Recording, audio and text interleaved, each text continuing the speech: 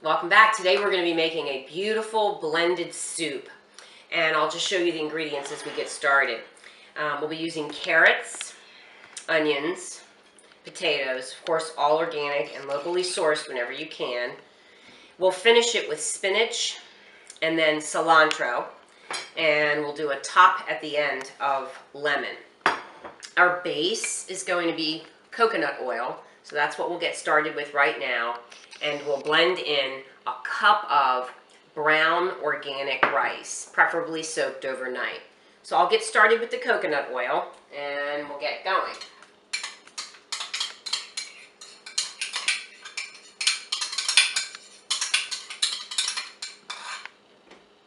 Of course, you could use olive oil if you wanted to, but I'm choosing the coconut oil as just a nice variety in the diet.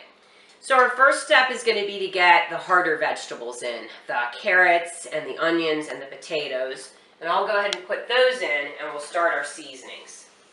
So the greens are going to be for the end. So we'll just do the hard vegetables now. And you could substitute these if you had other root vegetables, but I like to kind of stick with this recipe and then use a variety of root vegetables and some other soups that we're going to be blending and doing down the road. So basically we'll get these in and then we'll season the pan with salt, pepper, cumin, and then some ginger. So you've got your heat on a medium heat, and we'll save the greens for the end. Got a couple spinach leaves that jumped in there ahead of time. So, of course, with your salt, you want to use a sea salt, a Himalayan sea salt if you can, and avoid any of the bleached, iodized table salts. And then pepper, an organic pepper, you can add that. If you like the thicker, coarser peppers, you can go with those. I like to use a thin one. And then if you had fresh ginger, you could use that. I'm going to add just a ginger powder that I have on hand today. And then the thing that makes it really delicious is the cumin. So you can go liberally with that, but all of that is really to taste. So we'll just hold on right here and let this saute for a little bit, and then we'll get to the next step.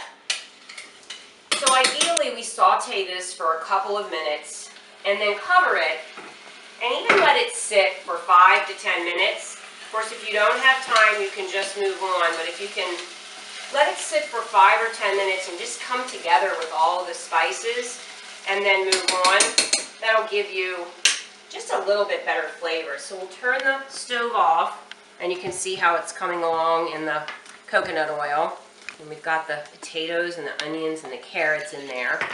And our next step is to cover the vegetables with water. So you'll just see it all coming together. Boy, I got to tell you, it smells delicious. So what we'll do is now cover it with water. And again, this is filtered water from the reverse osmosis system. We'll just cover the vegetables a good bit because we're going to be receiving the greens and we do have a rice to add. So a pot about this size, you'll fill it almost to the top. And you can see the vegetables are pretty well buried there. And we're going to head back to the stove. And we're going to let that come to a boil and then turn it back and let it simmer. And really, the longer you have to let it simmer, the better, but you need to at least get the vegetables cooked through. So we're just going to let that sit and then we'll come back together for the next step.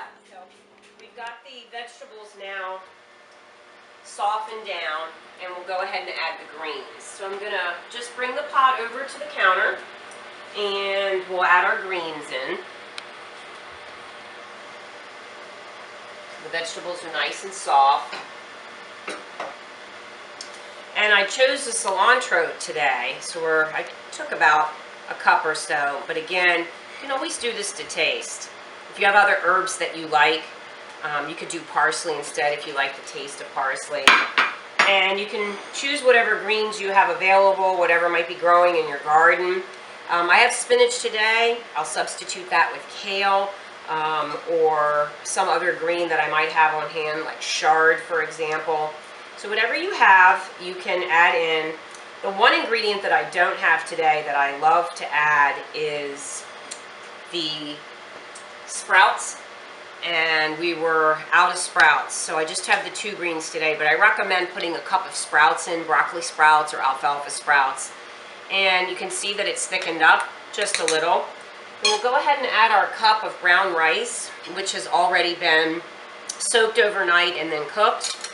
You can omit either the brown rice or the potato if you want, but this gives you some green. And we'll set that back on the stove, just give it a stir. And I'll always add lemon. So what you may want to do is prep that ahead of time with just the juice, or you can just squeeze the lemon through a colander so you can catch all these pits that are coming out of the lemon. You want to finish it with this nice lemon.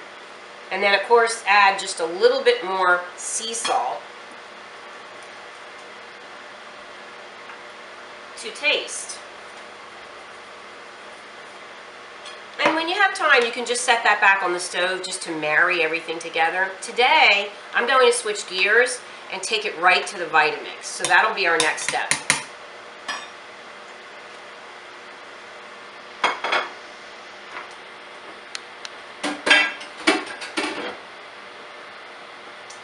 So we'll just pour the whole pot of soup right into the Vitamix, and it's nice if you have one of the pots that has the little pour spouts on it. And if you measured right, you'll basically just have just about enough to fit in. And of course, you want to go through the end of your pot and get all that last little good bit of rice. And we'll take that right to the Vitamix. And again, put the lid on securely, making sure that you've got it connected.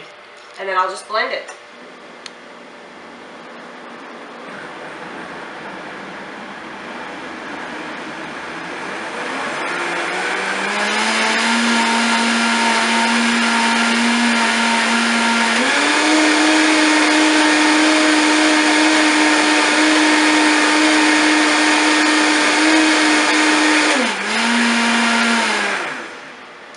A lot of the clients ask me,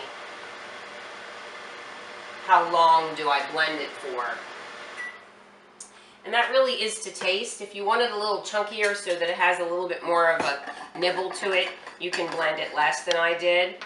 And what I like to do is I like to just pack it up in my thermos and take it to work, and it will stay hot in there for hours.